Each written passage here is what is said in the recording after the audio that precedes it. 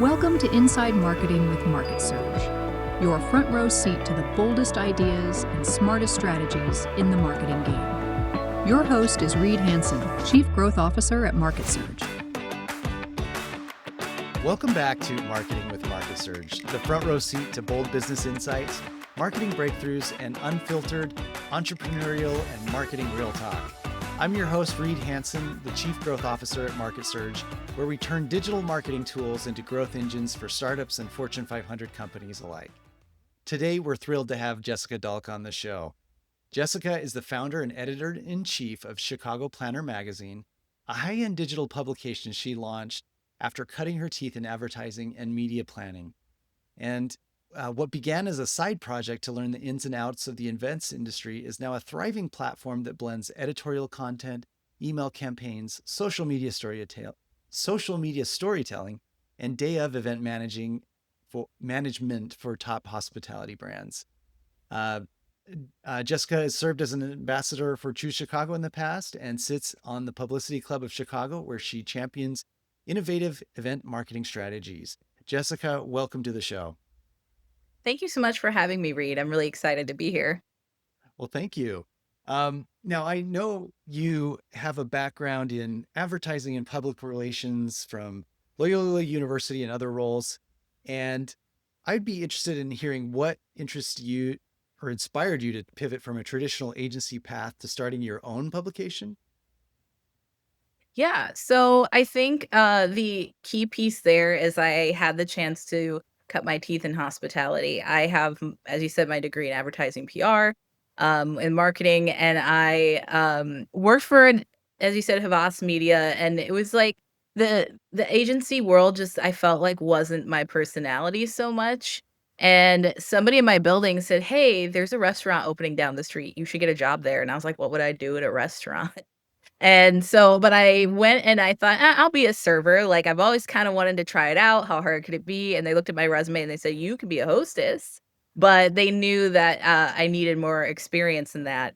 And so, it was very true. I opened for Mastro's Steakhouse and when they came to Chicago, and honestly, to this day, it was the best training I've ever had. Like, we for weeks, like, we went through the menu, everybody learned exactly what was happening, and I didn't know how much I didn't know about food, beverage, service, hospitality, and it was honestly something that serves me to this day. So, shout out to Robbie Joe for amazing training. But through that, about a month or so in, the events manager needed an assistant, and so they asked me, and I was like, "Well, I have a degree in all this time," so I ended up working in the events department, and I quickly learned as we were doing dinners for like the CEO of Boeing and Bears players and all these really important people. I was like, I need to know what I'm doing. So I started Chicago Planner magazine as like a little blog for myself because I'd always loved writing. So I decided like I'll just find people who are already really good at this and I'll interview them and hopefully like that will help me understand how this whole world works. So that was kind of the catalyst for it, but because I had the advertising PR background, as it grew, it helped me understand how the media part of that world worked. Interesting. So, you obviously saw a gap in the event space in Chicago. Uh, what, how did you find that niche and that need for the magazine you and blog you created? And tell us a little bit more about the role of your publication. That is a great question. So I believe that the key piece to anything is communication because the more that I talked to people when I was going to networking events in the industry or doing the interviews or different educational features for myself, I would realize I would talk to one group of people who hadn't talked to another group of people. And I was like, why aren't people communicating when they want to know each other and they want to benefit? So I found that that was actually the key piece of like maybe this is where we need more of it because that is something that was genuinely missing that in the work that I was doing and the people that I was talking to who were all in a similar field. Interesting. So, when you started, I imagine you had to invent processes from scratch. Whether it's creating content or getting advertisers and readers. How did you overcome some of those early hurdles to get build a following?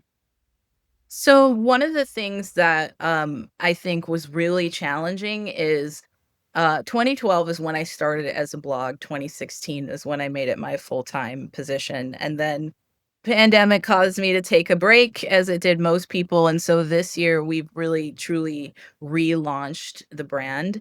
But in the before times, as I like to call them, around 2016, even into 2019, getting people to buy digital was incredibly difficult because even though maybe the more boots on the ground employees and event managers understood that digital was important, um, ownership did not. Usually when you get to the level of decision makers, owners, they are tend to be a little bit older, and at that point, people still wanted their newspapers or they wanted a physical item, and kind of explaining that, "Hey, like, everybody's looking at things on their phone. This is how people are searching things," was actually the biggest hurdle. So, now people understand it, but, it's kind of getting them to really understand, like, the value of something that is niche to a specific audience versus something general, even just like Google Ads. So I have really appreciated when people focus on a niche. I'm in. I have a marketing agency, and it does sometimes. It seems like the world is the oyster. My oyster. I could work with any business, but I feel like businesses actually want to work with somebody that specializes. Um, tell me about who, in terms of sponsors and content collaborators, seem to be most drawn to your publication, and is there anybody particularly unique that likes to contribute?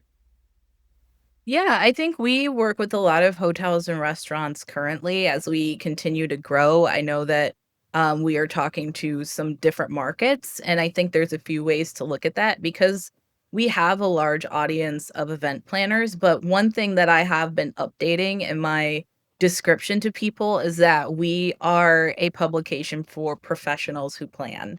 And I think that distinction is really important because over the years, I have discovered that people in HR plan, people in marketing plan, people in sales plan. So when you say, "Oh, we have event planners," it's really important for people to understand that those individuals who have the budget to come into your space and spend buku money, they may not have a specific title. And I think that we're seeing that shift more, especially as you have remote workers and people are like integrating AI, and we know that like you see a job description and it's stuffed with all these, responsibilities. So making sure people understand that it doesn't have to be specifically that title.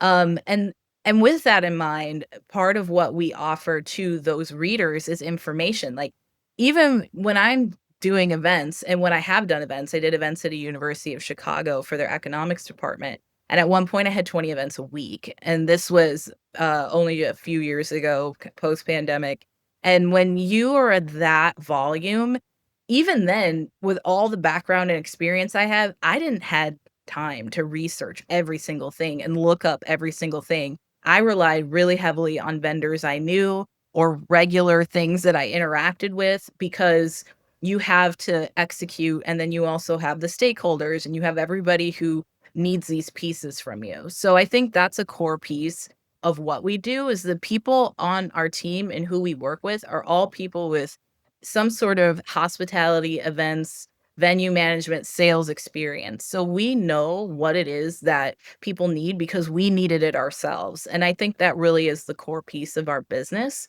and understanding that part of the reason people didn't communicate initially when I decided that Chicago Planner should be a thing is because people don't have time. They've got so many things to do. So how do we bridge that gap? And so for the people that we work with, it is a lot of hotels and restaurants because if I've worked in both, they are big jobs. And then sometimes, we do get people who are kind of a one-off vendor or people who just kind of are in an interesting line of work. And sometimes It's a thought leadership piece, the ways that we interact with people, and just really making sure that our goal is education and communication for our audience. And that's fantastic. You know, you're a team of specialists, team that trusts each other, and hospitality is a real skill. Like it is, um, I think there's a couple college programs that teach it, but I feel like from what I've observed, it does have to be learned largely from experience and boots on the ground. And so I'm sure your early experience in hospitality has really contributed to getting you where you are today. Yes, I think the biggest lesson too is, like, first and foremost, probably a slight tangent, but I get so upset when people use the phrase unskilled labor because I just think that it is sort of capitalism code for jobs we don't want to pay. If there's a job, there is no such thing as unskilled. I don't know if you've tried to use a coffee machine or do these tasks that people think are easy until they have to do them, whether it's a combination of, like, even if you're a really good server or you're a really good, like, busboy or server assistant, as we call them in fine dining, you have to be able to do something efficiently, quickly, do it without people noticing. Like, that's incredible service. When you didn't realize your plate was gone, it sounds like a small thing, but in order for everything to work out, everyone has to be good at their job, and you really have to appreciate it. And I think that when it comes to hospitality and even events, it's a field that people don't appreciate, that you have to have a credible number of soft skills, in addition to being able to just, like, have the knowledge to do the job as a whole. Yeah, there's quite a spectrum because as you say,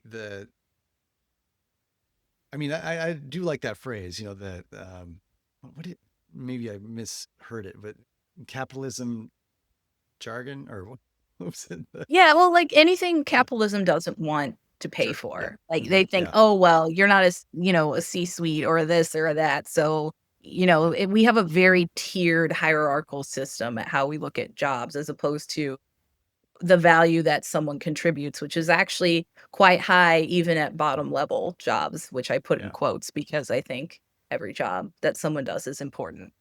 Yeah. Yeah. Well, so you in your for your business, you wear a lot of different hats. So uh you're an editor, you're a designer, content creator, business developer.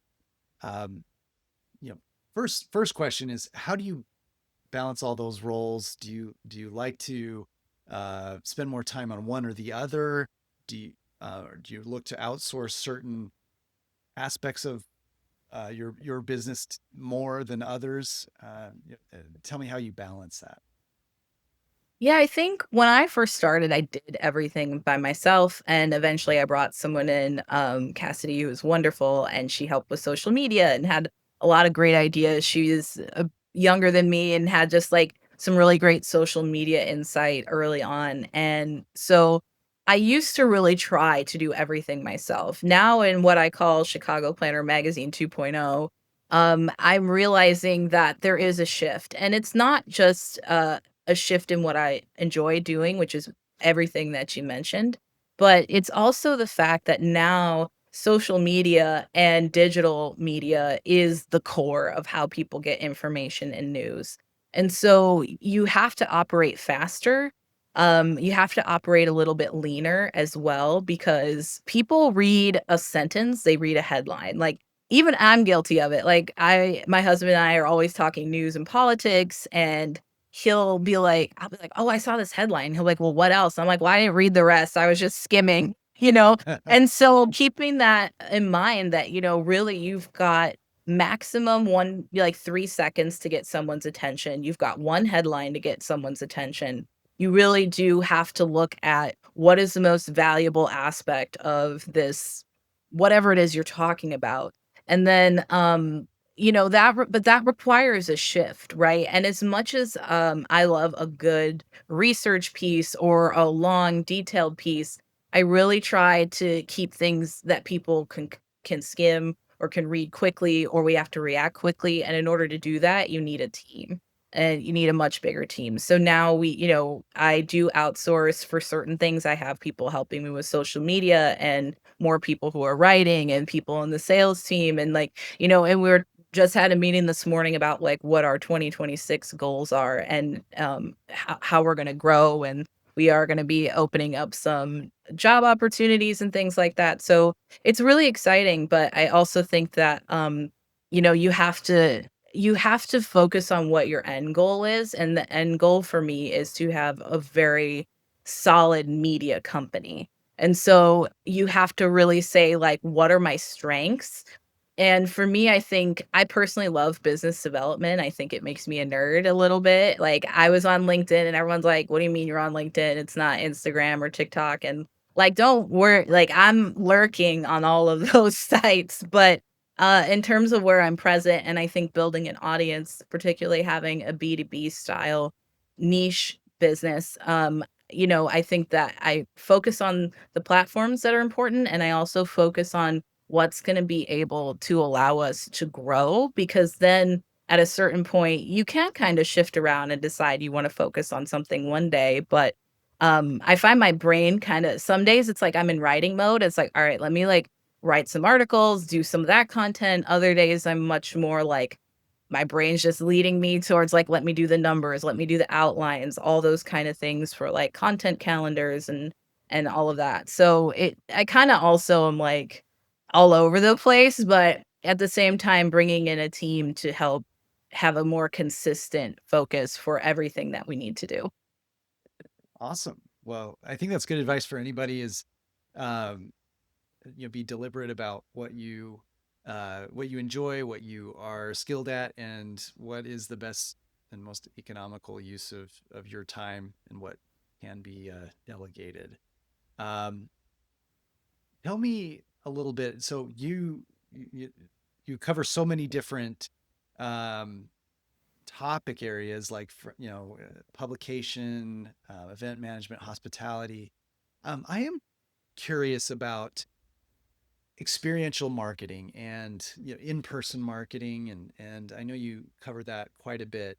Um, and our world has changed quite a bit in the last 5 years. There was a big pause. There wasn't a lot of event activity or experiential marketing, but now it's back. What do you see as the like current state of in-person experiential event marketing, and how do you think it might change going forward? So I think one really great thing about the pandemic is it forced us to understand digital, but it also, because we were all home, forced us to really appreciate what it means to be in the room with somebody. And I think that transferred over to the business world. Like when I talk to people, people have learned like not every meeting you have to hop on a plane and see your client. People are much more comfortable having a Zoom meeting, but then people also really crave networking. We have partnership associations that we work with. And I had a few meetings with them last week, and across the board, no matter the industry, because we are also kind of expanding some of the industries that we partner with. And they were like, our members want quality networking. They want to shake up who's in the room. They want to be in front of the right people. And I think whether that is networking or experiential marketing, it's the same feeling. If you have a bunch of influencers, they want to be in the room with other people that they think are on their level or above. If you have just like customers, they want an experience that feels like something they can't get at home. So when we're really thinking about how do these things intersect, I think we are getting better at understanding how technology is separate. And I think a good example of this is that now people understand that even within social media, you can have different jobs. I used to see job descriptions all the time that were like social media must know video and YouTube, and like TikTok wasn't even around for some of these, but like they just listed everything. And I think now that people have had the time to look at the numbers and look at the data, they see that, okay, like these are all individual channels and these are actually tools. And so they may be in the same toolbox, but it doesn't mean that they're all the same themselves, right? Like you could have nails and a hammer, but they're not the same. And so I think that when we look at what is experiential versus if we're doing hybrid or digital, I think a lot of people are using virtual and hybrid for education. Like if you're looking at something like the medical association, pharmaceuticals, even like an MPI where they do trainings, a lot of those things might be hybrid, virtual, because people, like, have a bigger expectation of access to things when something's over. But if you're doing experiential, it may be a one of a kind FOMO kind of feel where you want the people there to feel like they've been specifically selected and they get to be in this room and they get to feel special. So I think that people are truly understanding the ways in which they can use these tools, but how people are also having a better understanding on a more basic level. I think it kind of reflects the challenge I had pre-pandemic explaining to people what digital was and then being like, "Wait, what are you talking about?" But now everybody knows that they look up everything on their phone. Everybody knows what a Zoom is. So when you're trying to implement these tools and you have public understanding, it gives you a lot better way to strategize in a way that works best for your business. And I think when we're talking about moving forward into the future, we're going to be seeing people trying to use AI. And I think we're going to see a really interesting shift with ideas and creativity. I think that we're going to have a lot of fails because the thing is that AI does not replace people. I use ChatGPT all the time. However, I also know that I have to look at what it creates. Six fingers come up a lot on people if you ask it to render you a picture of someone or a scenario, and you have to, like, make sure that everything makes sense because AI is, of course, an incredible aggregator, but it's not necessarily accurate. So, I think we're gonna see people try to I mean, we see this in the news all the time, we're gonna replace our employees with AI. But I think it's a pendulum. I think people right now are really excited about the technology. I mean, we always hear about NVIDIA's stock going through the roof. But once they realize, like many other things, like it's a new aspect of digital that there's a way that this works. I think we're going to come a little bit more back to the middle.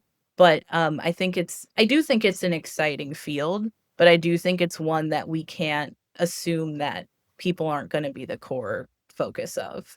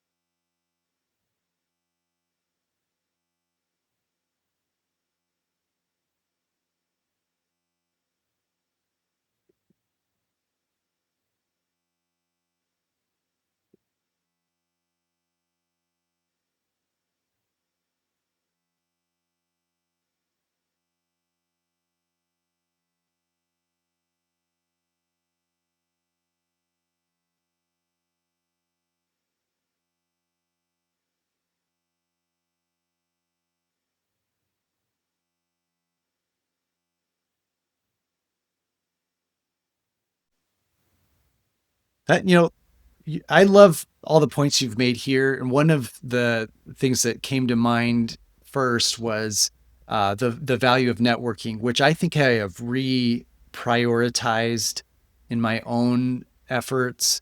Um, it can't be stated enough how valuable connections with people, relationships are to a business and to your career. And I think for all the technology that enables us to do more or to do things faster, we just have to keep networking. I think that's so valuable. Um, Now, in the news, the story of the summer, the meme of the year probably has been centered around something that I think you'd be a really interesting person to ask about.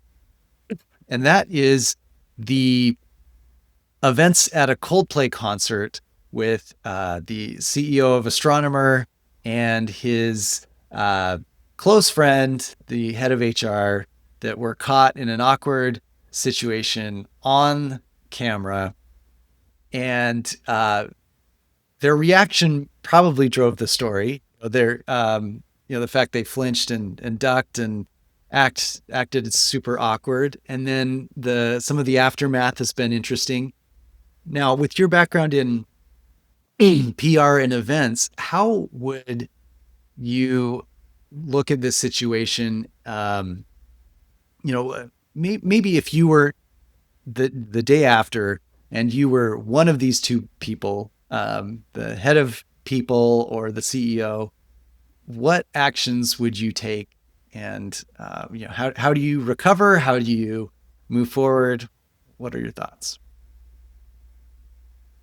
I think like the tough crisis PR, like it's very different if you are one of these two people versus the company, but I think that nobody would believe like an apology, right? Like you're past that because you've been caught. I think you literally just have to like go away and be quiet about it because you were only stoking the fire. I think their reaction to that was enough for Chris Martin to be like, "You having an affair?" Like, or like, "Are you like what's going on?" You know, the fact that he said that on stage kind of like was the nail in the coffin for them. But I do love the fact that Astronomer realized that nobody was talking about their business to the point they were a household name, and they actually got, I don't know if you saw that short commercial they had with Gwyneth Paltrow Yes. doing just like, oh, here are questions people wanted to know, and it was really I think it was funny. I think they captured the moment, and I think they know that they as a business have to separate themselves from what happened to the best of their ability, but acknowledge that if it's your CEO and head of people, which again are two C-suite, it's kind of a problem, and people are gonna be like, what kind of business are you running here? Yeah, absolutely. Well, and do you think that um, it is interesting that they were willing to kind of carry on and do a public date, but they totally, um, I mean, this video would not have made it to anybody's social media post if they hadn't totally flinched. Oh, like it is interesting that they just seemed so unprepared for the moment.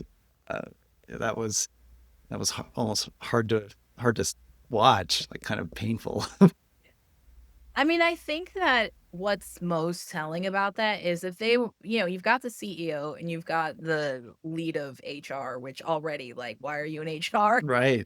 Clearly violating company policy, but clearly they thought they could get away with it, right? I think that's a great test case in like hubris and bravado of like, well, I'm the CEO and they have these very visible roles in the company. And I think sometimes, in fact, I was talking to somebody about this earlier today, like in companies, they can be very encapsulated in their own little worlds. And I see this a lot when I've done bigger corporate events where they like don't realize how big the entire world is, especially when you have a bigger company or a company with a lot of money. It's like, well, I'm the CEO, and it's like they're running the world. So they're not used to outside criticism and they don't feel like they are playing by the same rules. But this was a great example of how actually everyone is playing by the same rules. And when the spotlight came on them, they knew they were in the wrong and they knew they weren't behaving the way they were supposed to. So, regardless of the correct or incorrect PR response to it, I think it's just a test case in human behavior. Yeah, yeah, absolutely. Um, I think it's always fascinating when the mighty and important and powerful have their awkward moments too. They're no different than the rest of us. Um, And except I think except that's I why wouldn't it's be so cheating or doing any of that, but right. Yeah. but I get embarrassed I think what sometimes. keeps it gripping, Yeah. right? Yeah. Like it's because like rarely do you see people get caught in a way they can't get out of at that level. And Yeah. I think, I was a study that recently came out about how much more money CEOs in America make than their lowest paid, and how it's grossly different from other countries, where I think Japan, they said the most, it's like 50 times on average, where in the US it's over 300 times. Wow. So I think for America, it's also capturing that feeling that people have about being sort of overwhelmed by the fact that there's just this giant gap from leadership to people at the bottom. Yeah. No, that makes a lot of sense. And um, yeah, there were just a lot of people that were thinking like, "I told you so." Some of these guys aren't as good as they tout themselves to be, and it's. I think it all worked out how it should have worked out.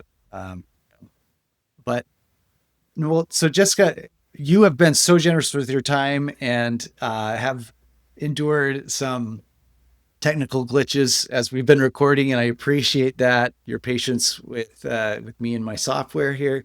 Um, Tell us what's next for yourself, for your business, and then also how can people find you if they'd like to work with you? Yeah, absolutely. So I think like uh you know one of the things that is really important to me is growth for Chicago Planner, because my goal is to be the authority on event planning, and I think that stems from having an understanding of every industry possible, because events are in literally every industry. So we have built partnerships, we continue to build partnerships. Right now, we're looking at partnering with other associations, because, again, that's where people network and that's where people intend to do business. So, as a B2B focused platform, that is what we want to do. And it's my hope that, we are an example too of just talking about that whole situation of like good leadership. It's actually a really big goal of mine that Chicago Planner Magazine is a place that people love to work.